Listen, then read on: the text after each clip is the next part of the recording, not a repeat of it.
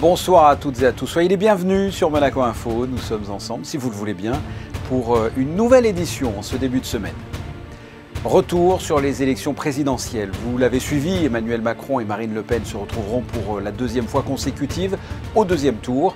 Nous analyserons tout cela, que ce soit les résultats en France, mais également plus précisément dans les Alpes-Maritimes, avec le directeur des rédactions du groupe Nice Matin, Denis Carreau. Les résultats également sportifs du week-end avec un carton plein pour la principauté, que ce soit en foot, en F1 ou en basket.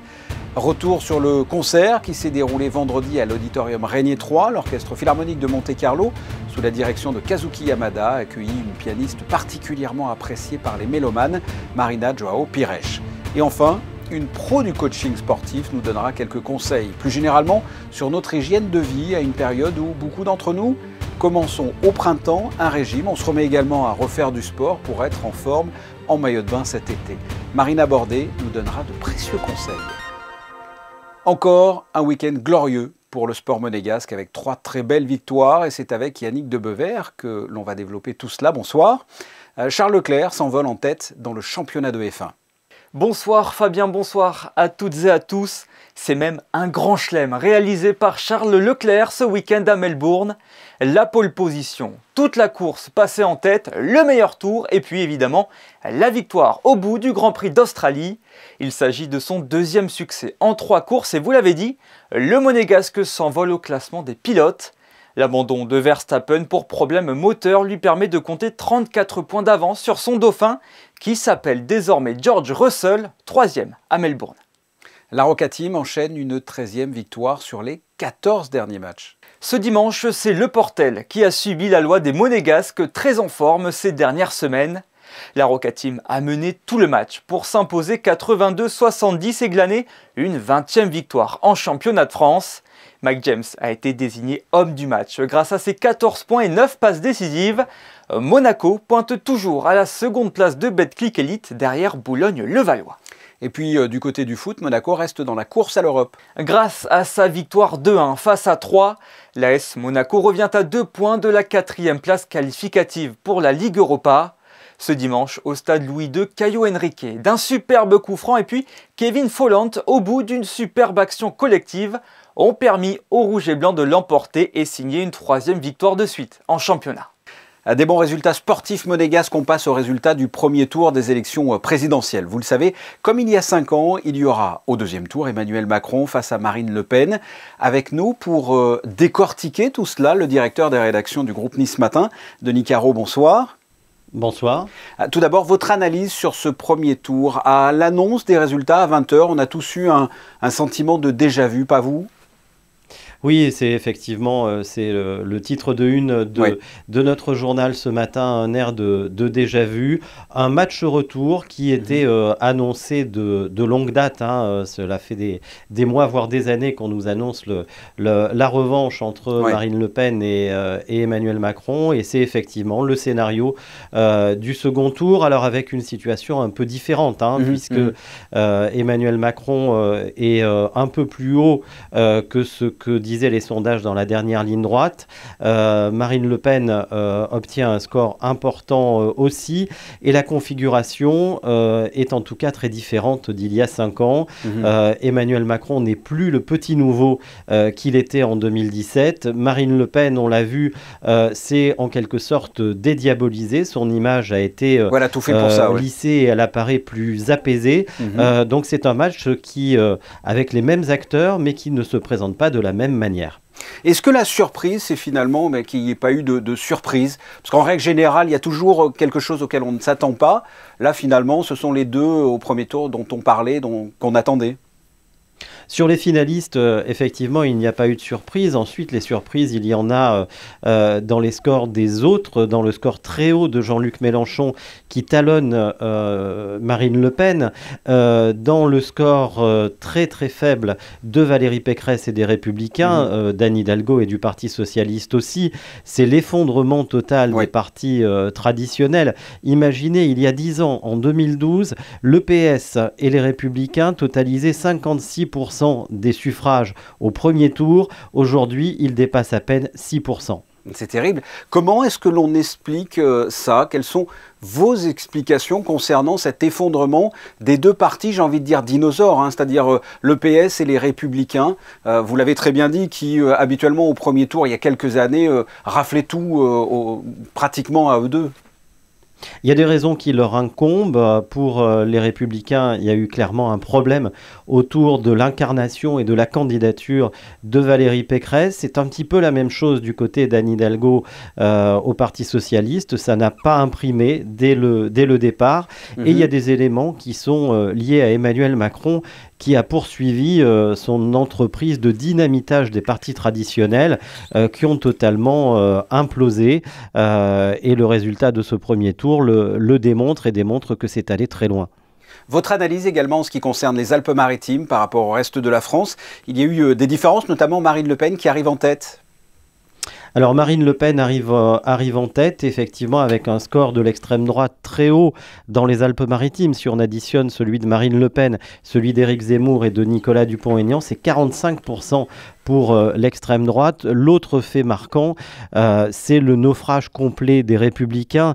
Valérie Pécresse, dans ce qui était une des plus grandes fédérations républicaines de France, dépasse à peine son score national. Elle est un peu plus de 5%.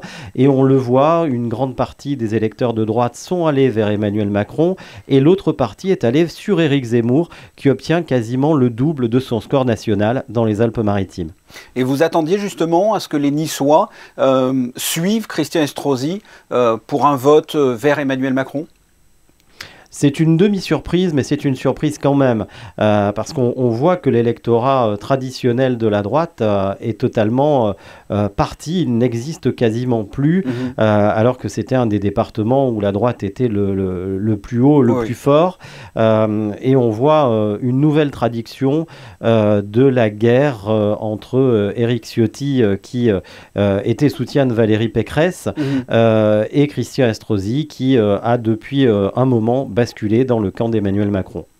Le deuxième tour, comment voyez-vous ce deuxième tour qui sera probablement beaucoup plus serré qu'il y a 5 ans? Oui, Emmanuel Macron le dit lui-même, hein, rien n'est fait, rien n'est joué. Il serait monté très prudent lors de sa déclaration hier soir.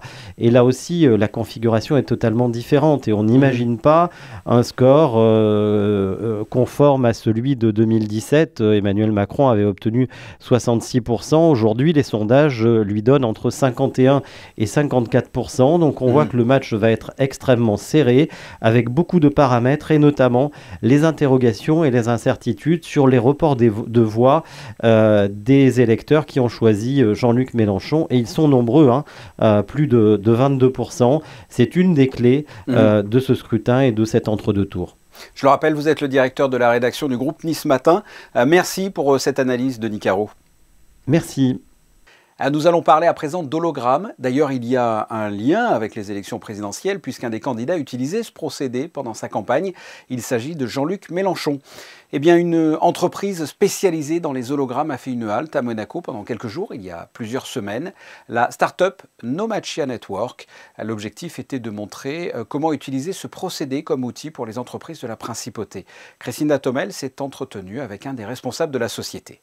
C'est une grande première, c'est la première fois que j'interviewe un hologramme. Comment allez-vous?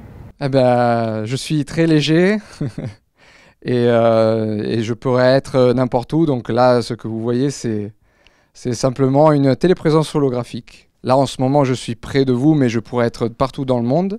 Il y a une simple connexion entre le point où je suis et le point où vous êtes, où il y a la structure holographique qui est faite à travers Internet. Et la structure reçoit mon signal audio-vidéo et grâce à une élaboration faite par un logiciel, j'apparais devant vous en hologramme grâce à la structure holographique que vous avez devant vous.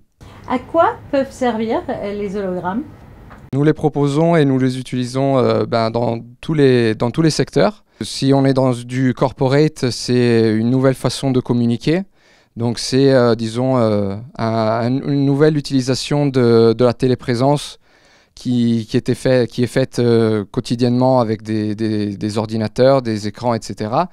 Dans d'autres cas, comme des spectacles par exemple, on a la possibilité de faire beaucoup de choses parce qu'après, du fait que l'holographie est quelque chose qui est inséré dans la réalité, nous pouvons créer des interactions entre les choses réelles, les personnes réelles, et des personnes ou des choses qui sont holographiques. Et si de nombreuses entreprises sont en demande de cette nouvelle technologie, eh bien sachez qu'un Holomini est actuellement en cours de développement. Alors bientôt, vous pourrez, vous aussi, à la maison, avoir des hologrammes. Et ce n'est pas un hologramme, mais bien Yannick Debevert qui est de retour pour la suite de l'actualité en bref, avec une représentation événement au Théâtre des Muses. Le prince Albert II était présent pour la dernière représentation de Sacha Guitry Intime, un seul en scène interprété par Antea Sogno dans lequel elle joue le rôle de Fernande Choisel, la fidèle secrétaire du fantasque Sacha Guitry. Une histoire intime, à la fois drôle et touchante, l'histoire d'une femme qui en a vu passer tant d'autres aux côtés de son patron. Du 18 mars au 1er avril dernier, le studio de tatouage 10e art proposait un tatouage pour la paix et aujourd'hui les fonds récoltés ont été donnés à la Croix-Rouge monégasque. 5 175 €, voici la somme récoltée par le salon 10e art. Pendant 2 semaines, chacun pouvait venir sans rendez-vous se faire tatouer le mot « PIS » pour une somme minimum de 100 €. Initiative lancée pour soutenir les Ukrainiens dans leur résistance face à l'armée russe. Chaque euro a été reversé à la Croix-Rouge monégasque, engagée aux côtés de l'Ukraine depuis le début du conflit. Et puis on reste dans l'esprit caritatif avec cette fois le monde du cirque qui se mobilise. Exactement, Fabien, sous le haut patronage de la princesse Stéphanie et à l'occasion de la journée mondiale du cirque ce samedi, le théâtre Princesse Grace propose plusieurs spectacles de charité entre vendredi 15 et dimanche 17 avril. L'intégralité de la recette de la billetterie sera reversée en faveur des écoles de cirque en Ukraine. Toutes les informations sont à retrouver sur le site tpgmonaco.mc. Merci Yannick. Retour sur le concert qui s'est déroulé vendredi à l'Auditorium Régnier 3. L'Orchestre Philharmonique de Monte-Carlo, sous la direction de Kazuki Yamada, a accueilli une pianiste adulée par les mélomanes, Marina Joao Pires. Reportage de José Sacré.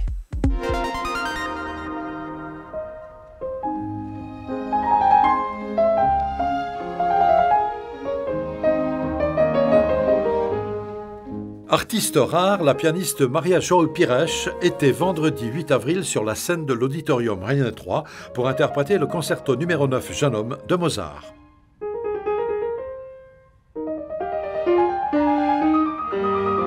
Maria João Pires est une femme chaleureuse, tout entière tournée vers les autres et la vie. Depuis les années 70, elle se consacre à la réflexion sur l'influence de l'art dans la vie, la communauté et l'éducation. On voit la musique disparaître des écoles. Avant, les enfants jouaient toujours, chantaient. C'était essentiel, chanter en chorale à l'école, avoir cette communication à travers la chanson, avoir le partage avec les autres. Et donc lier l'art à la vie, au lieu de faire l'artiste, c'est les artistes, et puis les autres. Et ça, c'est peut-être un faux mouvement qui ne mène à rien. Et les enfants devraient être toujours éduqués avec la présence de l'art qui les éveille et qui les rend plus généreux, plus gentils, plus intelligents et plus capable. Également au programme du concert de l'Orchestre Philharmonique de Monte-Carlo, la symphonie numéro 1 Le Printemps de Schumann et l'ouverture du Songe d'une nuit d'été de Mendelssohn sous la direction de Kazuki Yamada. Sachez que ce concert de l'Orchestre Philharmonique de Monte-Carlo avec Maria Joao Pires a été donné une nouvelle fois 2 jours après, ce dimanche, au Festival d'Aix-en-Provence. Nous allons parler hygiène de vie et activité physique pour clore cette édition avec un coach sportif que vous avez l'habitude de voir sur Monaco Info. Marina Bordet, bonsoir. Bonsoir Fabien. À l'approche des beaux jours, le grand classique est de commencer un régime pour être au top en maillot de bain sur les plages. Les exercices physiques aussi sont importants, j'imagine. Il n'y a pas que le régime ? Oui, c'est une combinaison des deux. C'est essayer d'avoir une meilleure hygiène de vie pour être en forme, pour être en bonne santé et puis pour se sentir bien dans son maillot pour cet été. Est-ce que pour les personnes qui ont hiberné cet hiver, autrement dit qui n'ont pas fait de sport et qui se sont laissés aller, est-ce qu'ils peuvent reprendre des activités physiques comme ça d'un seul coup ou il faut y aller crescendo ? Alors, ils peuvent reprendre, mais il va falloir y aller, comme vous le dites, progressivement. C'est-à-dire qu'il va falloir démarrer avec des choses qui ne vont pas être trop intenses et plutôt d'essayer d'être bien régulier et progressivement d'augmenter l'intensité pour pouvoir arriver à quelque chose de plus sportif, plus physique. Et quel type d'exercice vous conseillez ? La première chose, je dirais, ça va être la marche. C'est l'exercice numéro 1, sauf problème spécifique qui va vous empêcher de faire de la marche. Et dans ces cas-là, vous irez plutôt vers de la natation. Mais vraiment, pour tout un chacun, la première chose, ça va être de marcher. De marcher sur un sol, pas forcément uniquement en ville, aussi un petit peu un sol irrégulier, aussi voir peut-être un petit peu de montée, un petit peu d'escalier, un petit peu de montagne, pour pouvoir commencer à réenclencher la machine, parce que la marche, ça va vous faire travailler le cardio, les muscles de vos jambes, les muscles de vos fesses, vos abdos, et même les muscles des bras. Quelle est la fréquence que vous conseillez? Combien de fois par semaine? Combien de temps les exercices doivent durer? Pour quelqu'un qui reprend, je dirais, ça serait bien de commencer par faire 3 fois 15 minutes par semaine. Et après, progressivement, on peut aller jusqu'à 6 fois par semaine pour quelqu'un qui est entraîné, 6 fois 1 heure pour quelqu'un de vraiment entraîné. Mais de trouver, en fait, qu'est-ce qu'on va pouvoir garder dans le temps. Donc, de ne pas forcément se lancer sur 1 heure intensive le lundi, 1 heure intensive le mardi, pareil le vendredi, et puis abandonner au bout de 10 jours ou 15 jours. Ça, c'est un grand classique, oui. Dans quelles conditions faut-il être pour faire des exercices? Est-ce qu'il faut avoir bu avant, manger? C'est plutôt le matin, plutôt le soir, dans la journée? Au niveau de l'horaire, ça va être ce qui vous convient le mieux. Ça peut être le matin pour certains, parce qu'il y a une énergie fraîche le matin. Mais attention, au réveil, il faut faire attention à ne pas aller trop fort. Il faut s'échauffer un petit peu si on est sur quelque chose d'un petit peu intense. Ça peut être en fin de journée. Fin de journée, je dirais attention, pas au-delà de 2 heures avant le coucher, parce que si vous faites quelque chose de physique, si vous courez, si vous soulevez des poids, après vous risquez d'avoir du mal à vous endormir. Exactement. Et on perdrait quand même une partie du bénéfice. Au niveau de l'hydratation, ça se gère aussi dans les 24 et 48 heures avant votre séance. Donc ça va être de consommer des aliments qui ont beaucoup d'eau à l'intérieur, des fruits, des légumes, idéalement crus, et que quand vous buvez de l'eau, d'ajouter toujours quelque chose dans votre eau, sinon le corps va l'éliminer tout de suite. Si vous rajoutez un petit peu de citron, un petit peu de menthe, de gingembre ou quelque chose, ça va donner de l'information à l'eau et votre corps va pouvoir s'hydrater. Au niveau de manger, on dit, et c'est vrai, qu'il ne faut pas manger avant de s'entraîner, parce que quand votre corps va digérer, il ne va pas pouvoir s'entraîner, ou quand il va s'entraîner, il ne va pas pouvoir digérer. Conclusion, vous allez être moins bon et votre digestion va être moins bonne. Donc à nouveau, c'est contre-productif. Après, il faut avoir quand même prévu de ne pas se retrouver en hypoglycémie. Donc soit on a l'habitude, soit on prend quelque chose avant, quelque chose de léger, mais au moins une demi-heure avant si c'est un fruit, 2 heures si c'est un repas plus lourd. Vous enseignez également le yoga, il me semble. Quels sont les bienfaits du yoga ? Alors le yoga, on est dans une optique différente. On est toujours dans une activité physique, mais si vous voulez, le sport, on est là pour créer un petit stress, pour pouvoir surcompenser et être plus fort. Le yoga, on va être dans la régénération, c'est-à-dire qu'on va être sans trop pousser. On ne va pas pousser plus que 5-10% dans la séance pour pouvoir au contraire créer une régénération, apprendre à faire plus tout en consommant autant d'oxygène et avoir autant de battements cardiaques. Le yoga est conseillé pour tout le monde ou certaines personnes ne devraient pas en faire? Je dirais que le yoga est conseillé pour tout le monde. Après, dépend du type de yoga, dépend de comment vous le pratiquez.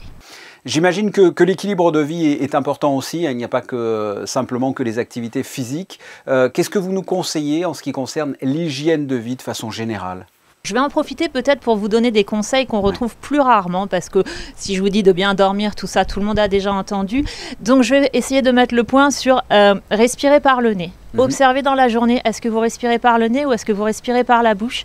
Si vous constatez que vous respirez par la bouche, essayez de vous pousser à respirer par le nez. Une autre chose, ça va être aussi d'essayer d'arrêter les tablettes, les télévisions, les choses comme ça le soir pour reposer vos yeux et mieux dormir. Et aussi parce que vos yeux ont besoin de bouger d'une autre façon que forcément en face. Et puis après, ça va être une chose générale, c'est-à-dire que l'hygiène de vie, ça va être aussi de toute façon vos pensées. Est-ce que vos pensées sont positives? Et si vous voulez, le sport, le yoga, l'alimentation, votre sommeil et votre mental, c'est un petit peu comme un tout. Et en travaillant sur chaque petit point, vous allez arriver à une synergie qui va être fantastique. Écoutez, Marina Bordet, merci pour toutes ces précisions qui étaient vraiment très intéressantes. Je vous remercie, j'étais ravie. Yannick Debeuvert, j'espère que vous avez écouté ces conseils avec attention. Quoi qu'il en soit, vous allez nous présenter la météo. Évidemment Fabien, comme chacune de vos interviews, je n'en rate pas une miette. En ce qui concerne la météo, le ciel sera couvert pour la journée de mardi avec un léger vent qui pourrait venir souffler à hauteur de 30 km/h. Les températures ne bougeront pas, prévoyez 12 degrés au minimum et 18 au meilleur de la journée. En ce mardi 12 avril, les Jules et autres Julia sont à l'honneur. Eh bien, bonne fête à notre collègue Julie Avial. Les photos du jour avant de clore ce journal sont signées Michael Alési et sont consacrées au Rolex Monte Carlo Masters qui vient de débuter. À cette occasion, Novak Djokovic et Stan Wawrinka se sont donné rendez-vous sur la place du Casino pour échanger quelques balles sur un mini-cours éphémère. Sachez à ce propos que nous vous proposons un rendez-vous quotidien autour du tennis. L'émission Les Experts avec Frédéric Hélion, Laurent Orsini et Christophe Paco. Entre résultats et analyses, le rendez-vous chaque soir à 20h30. Quant à nous, on se retrouve demain 19h. Passez une excellente soirée. Au revoir.